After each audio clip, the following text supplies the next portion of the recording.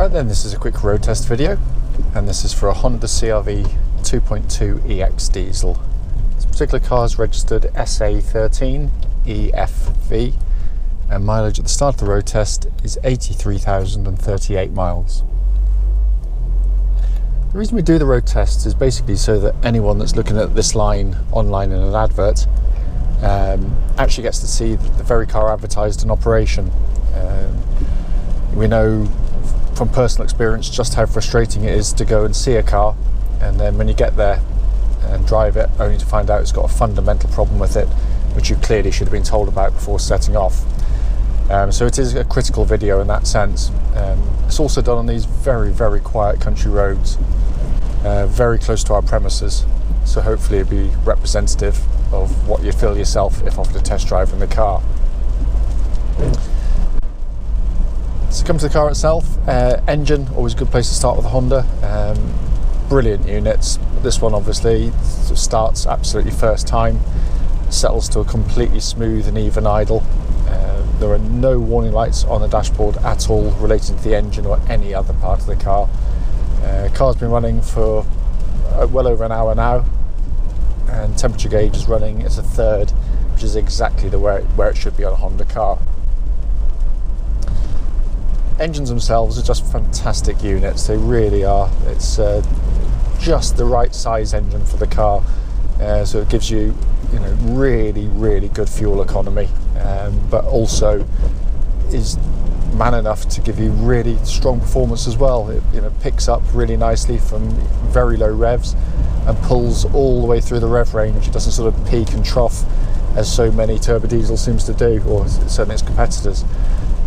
Cam chain driven, of course, no cam belts to worry about on these cars, and they've got a reputation for reliability absolutely unmatched in its class.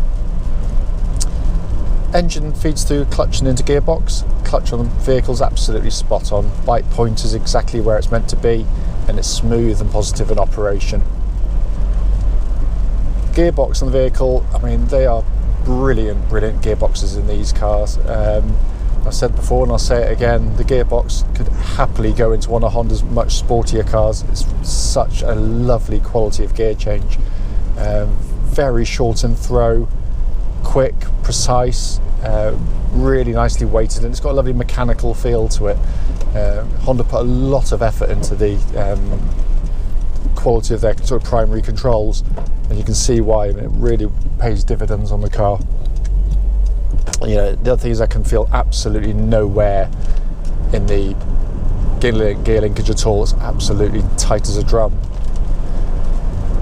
Steering on the vehicle, which is a real strong point on these CR-Vs, it's very nicely weighted, very accurate and precise. It makes the car feel smaller than it is by being so agile in the way it responds. I can't feel, again, any wear in the steering at all. I'll wait to get around the corner. But basically it tracks absolutely dead straight. There's no vibrations at all coming back to the steering wheel of the car either. Chassis of the vehicle, what I'm looking for in these road tests is when it hits a bump like there, you'll hear it hitting the bump, but what you don't want is any kind of knocking noises or chattering from the suspension at all, and there's nothing coming through the vehicle at all. It's absolutely spot on. They've also got a wonderful compromise between handling and ride comfort on the car. Honda know this market very, very well indeed.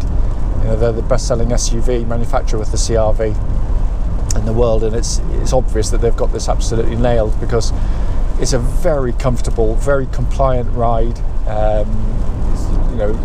Very comfortable for long trips. But what it's really good at is it minimises lots of body roll and lots of body motion, which you get with some of these taller cars, and that's can be okay for drivers, but can actually be really unsettling for passengers, particularly the rear seat passengers in some cars. And that's where these are really strong. They're very, very, very comfortable indeed.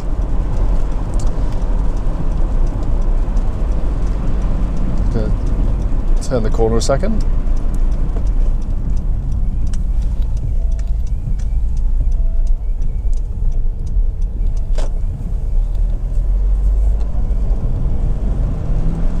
Going to give the brakes a bit of a jab in a second as well. Get at a higher speed. basically. Really nice brake pedal on the car. Again, I'm just looking for, you know, when you hit the brakes, is there any kind of juddering or vibrations coming back through the pedal? But there's nothing at all on the car, and it pulls it nice and straight as well. It doesn't sort of deviate violently left or right. Look around inside the car. We've not cleaned it yet. It's going to go in. It's very clean in here anyway, to be honest with you. It's not going to need a lot, but they're just such lovely places to sit. This two-tone interior is really sought after. You can see why. It just makes the car feel very airy and light inside. And on hot summer's day, of course, the lighter seats, they'll scald you in the way sort of black leather can. They are heated, so in the winter months, obviously you've got the advantage of having them heated as well. But it's in lovely condition in here. Also, absolutely amazingly well-built cars. I mean, they just feel so solid. And this car's 80,000 miles or just over, and it pretty much feels like it's rolled off the production line. There's no squeaks or buzzes from the interior. They're very, very, very well manufactured. All working exactly as it should, by the way. Air conditioning pumps out absolutely ice cold. Every function I've pressed has worked exactly as intended. As you can see, the sat-nav system, it's all lovely and easy to operate as well. Although it's, you know, very highly equipped, it doesn't sort of phase you when you get into the car. Within a few days of operating it and owning a car, it all becomes second nature very, very quickly. Quality of the switchgear, again, is of the highest order. Honda do that side of the cars so well indeed. It's a bit like sort of pressing buttons on a really high quality hi-fi. You know, the damping of the little buttons are, you know, all identical and of the highest order as well.